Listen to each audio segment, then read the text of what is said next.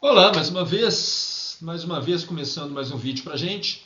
Esse é o terceiro e último vídeo da parte de formação e organização do nosso território. Nós começamos esse tema, que é o primeiro tema do sétimo ano. No primeiro vídeo a gente falou sobre localização do Brasil, pontos extremos do território brasileiro, a gente falou características gerais do Brasil. No segundo, que foi o maior de todos, nós falamos sobre a formação do território brasileiro, e nesse daqui nós vamos falar de regionalização do Brasil. Então esse daqui é o terceiro e último vídeo dessa série, vamos assim dizendo, tá? Esse daqui vai ficar mais curto porque o tema é menor mesmo aí. Então vamos aproveitar o vídeo aqui, tá? Para esse vídeo aqui nós temos como objetivo ter noções das transformações que aconteceram no Brasil no início do século XX. Nós vamos ter que ter algumas dessas noções. Vamos ter que saber também, vamos ter que compreender a construção da cidade de Brasília. Nós não tratamos desse tema na formação do território brasileiro, no vídeo 2, nós não comentamos disso. Vamos tentar entender também a evolução da regionalização do Brasil e conhecer as principais regionalizações que nós temos hoje. Só para relembrar, nós estudamos na parte 1 dessa série de formação do Brasil. Esse vídeo 1 está aqui no canal, vocês podem assistir. Inclusive, assistam ele antes de ver esse daqui, tá? Não veja esse vídeo se não viram a parte 1 e a parte 2 primeiro, não. Então nós estudamos na parte 1 que o Brasil é o quinto maior país do mundo. Nós estudamos a localização do território brasileiro. E depois, na parte 2, que também está aqui no canal, vocês devem assistir antes de ver essa parte 3, nós falamos da formação do território brasileiro e falamos sobre todo o processo de formação, de expansão do nosso país. Naquele vídeo 2, nós falamos também sobre as principais atividades econômicas que eram desenvolvidas aqui no Brasil, como a exploração do pau-brasil no litoral do nosso país. Falamos também da cana-de-açúcar no Nordeste brasileiro.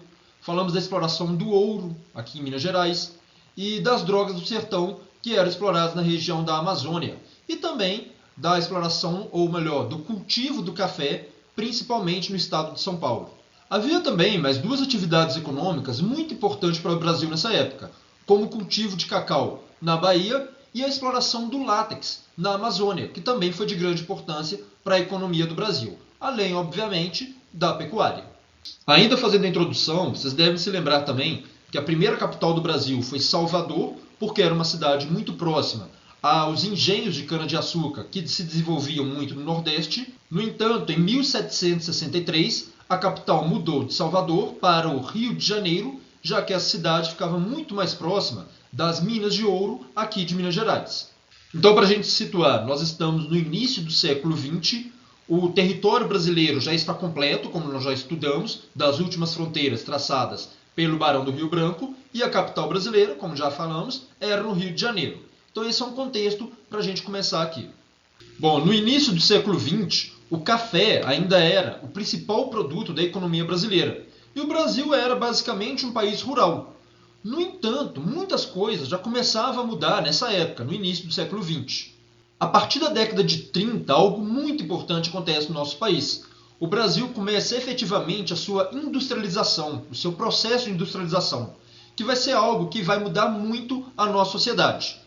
No entanto, nós iremos estudar detalhadamente esse tema de industrialização em um outro vídeo daqui a algumas aulas. Tá? Então não preocupe com isso ainda não, que nós iremos estudar o tema industrialização ainda. Porém, nós temos que saber que, a partir da década de 30, o Brasil começa a se industrializar e isso vai ser importante para o país.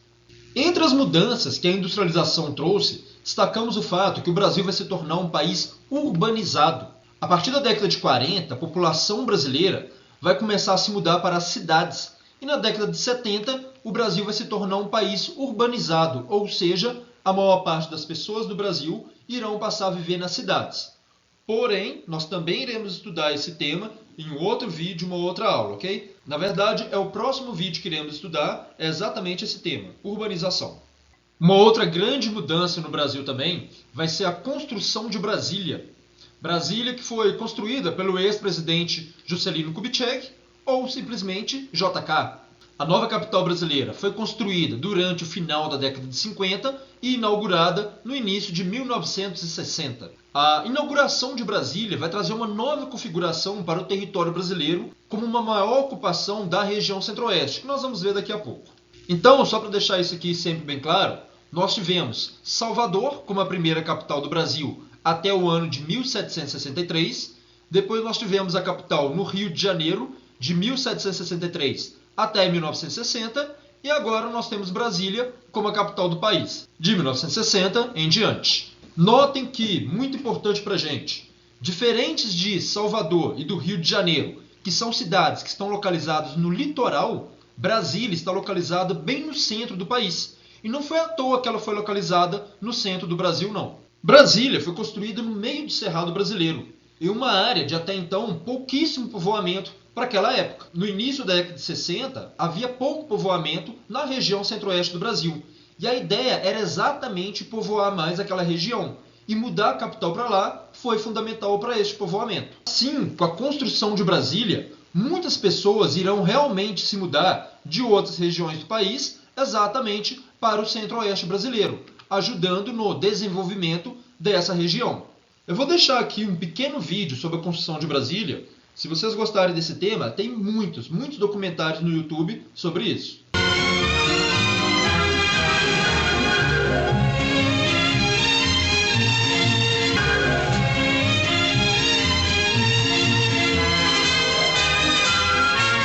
É o aeroporto de Brasília, uma das primeiras construções no vazio demográfico que antes existia no sítio escolhido para a nova capital. Hoje, base de operações da gloriosa FAB e também de 8 empresas comerciais de navegação aérea. E esta foi a primeira casa construída em Brasília, o Catetinho. Nas viagens de inspeção às obras iniciais de Brasília, ali pernoitava o presidente da República. E na data do 2º aniversário do Catetinho, foi prestada homenagem aos pioneiros que o construíram, com a inscrição de seus nomes em uma placa de bronze. Estradas partem em todas as direções. A de Anápolis está toda asfaltada e a de Belo Horizonte já apresenta largos trechos também pavimentados. No Triângulo Monumental da Praça dos Três Poderes, estão sendo construídos os palácios do Congresso Nacional, o do Planalto, onde despachará o chefe do Poder Executivo, e o Palácio do Supremo Tribunal.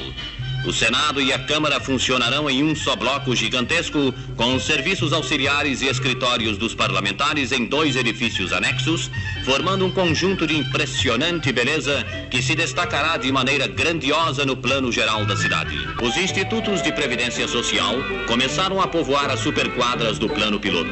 Até dezembro de 1960, serão entregues 75 blocos com 2.868 apartamentos.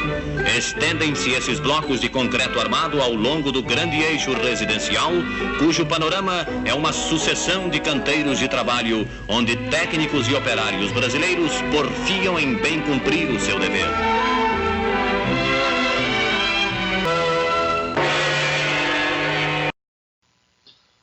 Bom, todos esses aspectos, como a industrialização do Brasil, a urbanização do nosso país e a construção de Brasília, por exemplo, irão causar mudanças significativas em nossa sociedade. Com esses fatos, também irão ocorrer mudanças internas em nosso mapa. E é isso que a gente vai ver aqui agora. Bom, esse é o mapa do Brasil que temos hoje, que nós conhecemos. Porém, para o mapa ficar dessa maneira, a nossa configuração interna, que nós vamos ver agora, foi um longo processo. Demorou muito tempo até o nosso mapa ficar desse jeito como nós conhecemos hoje. Nós já estudamos a configuração externa, né? No vídeo 2, a gente falou como que o Brasil ficou deste tamanho todo, o 5º maior país do mundo. Agora nós vamos ver como foi o processo para que o Brasil tivesse essa configuração interna do nosso mapa, ou seja, das regiões e dos estados brasileiros. Começamos então com esse mapa de 1913. Essa foi a primeira divisão do território brasileiro proposta para ser usada no ensino de geografia. Então, a primeira vez que alguém regionalizou o Brasil foi exatamente pensando no ensino didático de geografia, e isso em 1913. Os critérios para se fazer esse mapa foram apenas físicos, como relevo, clima e vegetação. Havia 5 regiões no Brasil: a região setentrional, norte-oriental, oriental, central e meridional. E notem que o Acre era apenas um território e não um estado brasileiro. Aliás, vários estados brasileiros, como Rondônia, Amapá ou Roraima, ainda não existiam nessa época. Notem também que o Distrito Federal está localizado no Rio de Janeiro, no estado do Rio de Janeiro, já que a cidade do Rio de Janeiro era a capital do Brasil nessa época. Notem também importante que Minas Gerais está localizada na região oriental do Brasil. Ou seja, em 1913, o mapa do Brasil era muito diferente deste que nós conhecemos hoje. No entanto, muita coisa vai mudar até chegar nesse mapa que nós temos. Na década de 30, muitas propostas de divisões para o Brasil irão surgir, já que aquela de 1913 ainda não era a divisão oficial, era só para o ensino de geografia mesmo. Neste mapa aqui, nós temos uma nova divisão para o Brasil e notem que o país continua com 5 regiões. Como diferenças, notem que o Maranhão e o Piauí passam a fazer parte da região norte do país. Temos também o Rio de Janeiro, que agora está na região sul, e Minas Gerais agora faz parte da região centro do país. Então assim era o mapa do nosso país na década de 30. Novo mapa para o Brasil em 1945. Nessa época, a maior diferença é que o Brasil passa a ter 7 regiões nesse tipo de regionalização. Nós temos agora no Brasil as regiões Norte, Nordeste Ocidental, Nordeste Oriental, Leste Setentrional, Leste Meridional, Centro-Oeste e Sul. Vários territórios são criados no país nessa época, como o território do Guaporé, território do Rio Branco, território do Amapá, território de Ponta Porã, território do Iguaçu, além do território de Fernando de Noronha. Todos esses territórios vão se juntar ao território do Acre, que já existia antes deste mapa. Notem também que neste mapa, Minas Gerais está localizado na região leste meridional. Este foi o mapa mais complexo do Brasil que nós tivemos. Foi o mapa da década de 40, basicamente de 1945. Já no final da década de 60, muitas mudanças ocorreram no mapa do nosso país e essas mudanças fazem com que o mapa seja esse, basicamente até hoje, com algumas configurações, claro, que nós vamos ver aqui, com algumas mudanças. Esse mapa foi proposto pelo IBGE e os territórios de Ponta Porã e do Iguaçu, que existiam antes, deixam de existir, passam a fazer parte dos estados que estão próximos. Nesse mapa aqui, nós temos a criação do estado do Acre, que deixa de ser um território e passa agora a ser um estado mesmo, ou seja, com o seu próprio governador. Importante também, o Distrito Federal vai se mudar agora para o centro-oeste do país, já que Brasília já estava construída. Vai surgir agora também a região sudeste da maneira como nós conhecemos hoje, com Minas Gerais, São Paulo, Rio de Janeiro e Espírito Santo. Em 1979, o Mato Grosso foi dividido, dando origem ao Mato Grosso do Sul e o estado do Mato Grosso que já existia antes. Então, uma mudança importante que vai ocorrer aí também para a gente. 1988, o último mapa para a gente, a Constituição Federal de 88, terminou de desenhar o mapa do Brasil. Diferenças, nós temos bastante diferença nele também. Os territórios deixam de existir. Então, Rondônia, Roraima e Amapá, que antes eram territórios, passam a ser estados, tendo seus próprios governadores. Já o território de Fernando de Noronha passa a ser parte do estado de Pernambuco. E a última mudança que nós tivemos com esse mapa aí foi a criação do estado de Tocantins, que se desmembrou de Goiás e passou a fazer parte do norte do país.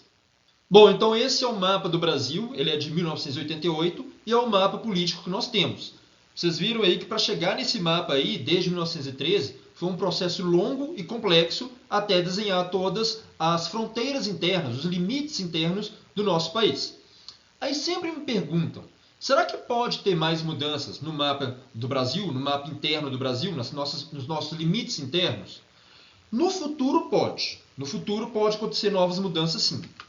Esse mapa que a gente está vendo aqui agora, ele é uma proposta, como várias outras propostas que tem, de criação de novos estados para o Brasil, de redesenhar o mapa brasileiro.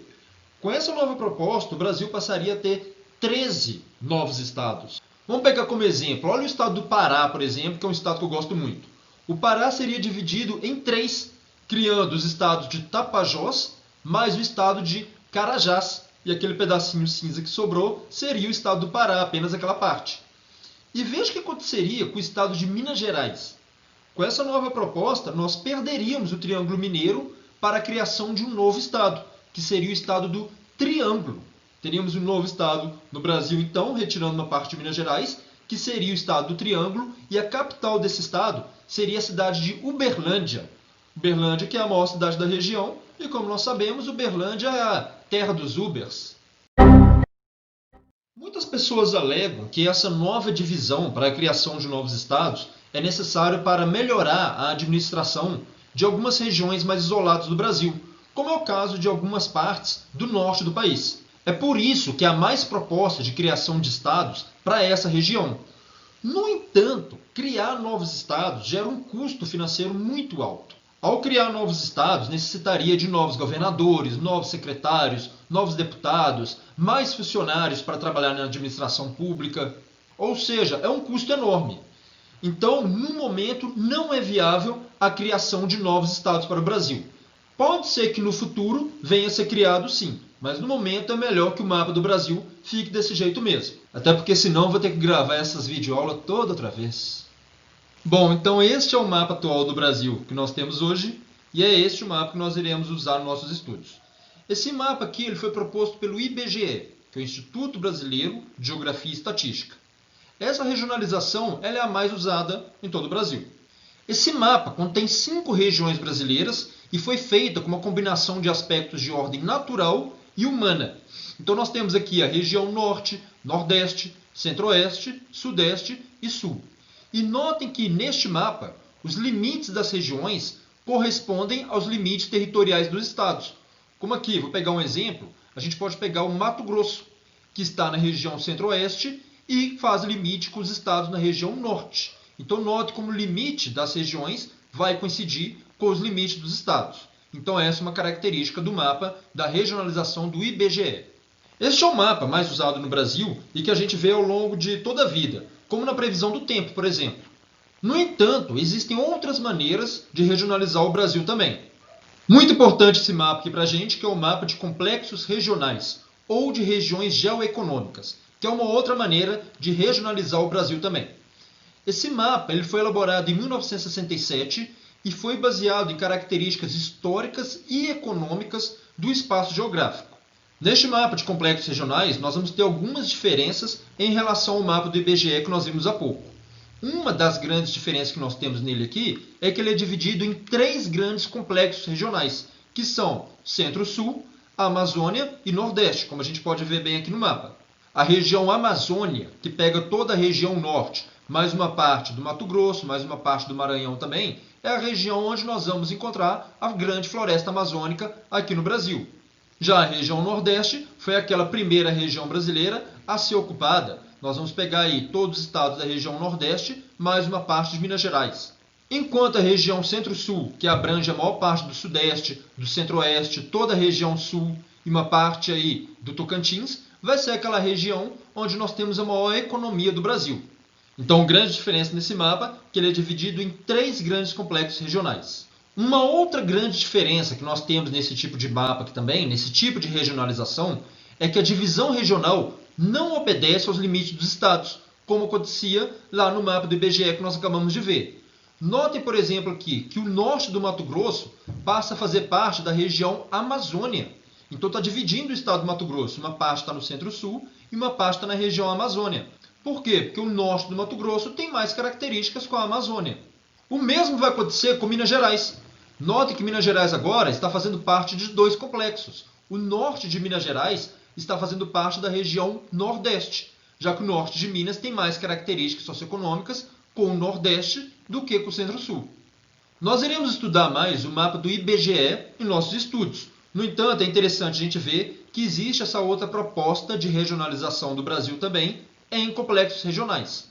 E muitas vezes nós podemos usar isso durante os nossos estudos também. Nós podemos falar o Centro-Sul do Brasil, nós temos que entender onde que está o Centro-Sul. Então é bom a gente conhecer esse tipo de mapa também. Aqui, importante, eu vou deixar aqui na descrição desse vídeo um link com algumas atividades sobre esse tema de formação do território brasileiro.